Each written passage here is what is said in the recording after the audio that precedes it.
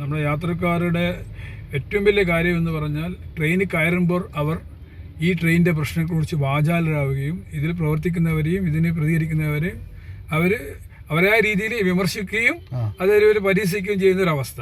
Train ഇറങ്ങിക്കഴിഞ്ഞാൽ പിന്നെ അവർക്ക് ട്രെയിനിനെ കുറിച്ച് യാതൊരു ചിന്തയില്ല. പിന്നെ അവരായ ലോകത്തിലായി. ട്രെയിൻ കയറാൻ വീണ്ടും തുടങ്ങും. മാത്രമല്ല വാഗൺ ട്രാജഡിയെ അനുസ്മരിപ്പിക്കുന്ന രീതിയിലുള്ള തിരക്കാണ്. നമുക്കറിയാം, സ്ത്രീകളൊക്കെ യാത്രയെ കാണും നമുക്ക് വിഷമം വരും. എന്താ അതിന് പരിഹാരം? ഒരുപാട് വണ്ടികൾ കണ്ണൂരിൽ നിന്ന് പിന്നെ യാത്ര അവസാനിപ്പിക്കുന്ന വണ്ടികളുണ്ട്. ആ വണ്ടികൾ ഇങ്ങോട്ടേക്ക് നീട്ടിയാൽ എല്ലാവരും നമുക്കറിയാം, ഇപ്പോൾ ഹൈവേ വർക്ക് നടക്കുന്നതുകൊണ്ടും ബസ് യാത്രയും മറ്റൊക്കെ സുരക്ഷിതമല്ലാത്തത് കൊണ്ടും റെയിൽ യാത്രയാണ് എല്ലാവരും ആദ്യം മുന്തിയ പരിഗണന നൽകുന്നത് റെയിൽവേ യാത്രക്കാണ്. അപ്പോൾ റെയിൽവേ പിന്നെ ഒട്ടനവധി നല്ല കാര്യങ്ങളും മാറ്റങ്ങളും ഉണ്ടായിട്ടുണ്ട്. പക്ഷെ അത് നമുക്ക് ഈ കാസർഗോഡുകാർക്ക് കണ്ണൂർ കഴിഞ്ഞുള്ള റെയിൽവേ സ്റ്റേഷൻകാർക്ക് ഏകദേശം 20 ലക്ഷം ആൾക്കാർ ജീവിക്കുന്ന സ്ഥലമാണ് കാസർഗോഡ്. മാത്രം 14 ലക്ഷം ജനങ്ങൾ.